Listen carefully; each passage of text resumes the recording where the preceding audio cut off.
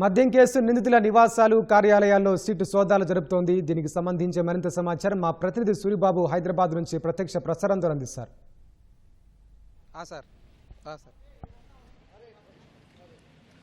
వెంకటేష్, గత ప్రభుత్వంలో వైఎస్ జగన్ ముఖ్యమంత్రిగా ఉండేటప్పుడు మద్యం కుంభకోణంకు సంబంధించి అవకతవకలు జరిగాయని సిట్ ప్రాథమిక దర్యాప్తులో ఈ ప్రభుత్వం వచ్చాక తేలింది. దాదాపు 3,500 కోట్ల కుంభకోణం జరిగినట్లుగా ప్రాథమిక దర్యాప్తులో తేలడంతో సిట్ బృందం ప్రత్యేక అధికారులు ఈరోజు హైదరాబాద్లోని నిందితులు ఎవరైతే ఉన్నారో భారతీ సిమెంట్స్ డైరెక్టర్గా ఉన్నటువంటి బాలాజీ గోవిందప్ప కార్యాలయానికి సిట్ అధికారులు చేరుకున్నారు. ఈయన వైఎస్ జగన్మోహన్ రెడ్డి సతీమణి భారతి గారికి ఆర్థిక వ్యవహారాలను చూస్తూ అలాగే డైరెక్టర్గా కూడా పనిచేస్తున్నారు. దీనికి సంబంధించి ఇప్పటికే హైదరాబాద్ చేరుకున్నటువంటి సిట్ అధికారులు లిక్కర్ స్కామ్ నిందితులు నివాసాలు కార్యాలయాల్లో విస్తృతంగా సోదాలు నిర్వహిస్తున్నారు.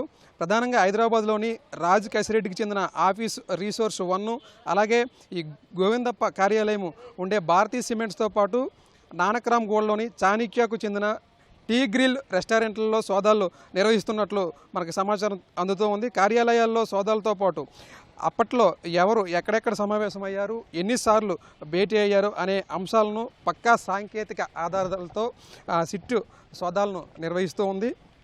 అయితే ప్రధానంగా నాటి ముఖ్యమంత్రి జగన్మోహన్ రెడ్డి అత్యంత సన్నిహితులైన వైకాపా ఎంపీ మిథున్ రెడ్డి, అలాగే అప్పటి సీఎంఓ కార్యదర్శి కె ధనుంజయ రెడ్డి, అలాగే జగన్ ఓఎస్డి పి కృష్ణమోహన్ రెడ్డి, వైకాపా నేత చెవిరెడ్డి భాస్కర్ రెడ్డి, అలాగే జగన్ సతీమణి భారతీ తరపున ఆర్థిక వ్యవహారాలు చూసే మన భారతీ సిమెంట్ డైరెక్టర్ గోవిందప్ప బాలాజీ, అలాగే నాటి ప్రభుత్వ పెద్దల తరపున ముడుపులు వసూలు చేసి నెట్వర్క్ నిర్వహించి ఎప్పటికప్పుడు ఆ సొత్తును జగన్కు చేర్చిన ప్రధాన నిందితుడు రాజ్ కసిరెడ్డి, ఆయన అనుసరులు సహా మొత్తం దాదాపు ఇప్పటికే సిట్టు వీళ్ళపై 12 మందిని అరెస్ట్ చేసి అదుపులోకి తీసుకుని విచారణ చేపడుతూ ఉంది.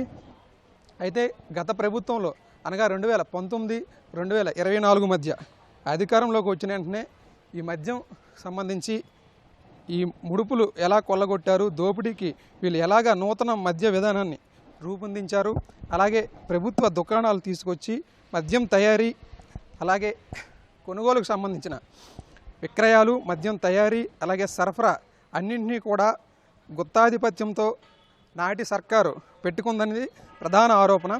అలాగే బాండ్ల మూలధర ఆధారంగా ఒక్కొక్క మద్యం కేసుకు 150 నుంచి 600 రూపాయలు ముడుపులుగా నిర్ణయించి అవి కట్టిన కంపెనీలకే అత్యధికంగా సరఫరా ఆర్డర్లు ఇచ్చినట్లుగా, అందుకు నిరాకరించిన కంపెనీల బ్రాండ్లను మార్కెట్ నుంచి తరిమివేసినట్లు, ఇలా ముడుపుల రూపంలోనే 3,500 కోట్లను పైగా కొల్లగొట్టినట్లు సిట్టు దర్యాప్తులో తేల్చింది. దీనికి సంబంధించి ఈ భారతీ సిమెంట్కి సంబంధించి కార్యాలయాల్లో డైరెక్టర్గా ఉన్నటువంటి బాలాజీ గోవిందప్ప ఈ కార్యాలయాల్లో సోదాలను నిర్వహిస్తూ ఉన్నారు. అయితే గంట కాలం నుంచి కూడా ఈ సోదాలు జరుగుతూ ఉన్నాయి.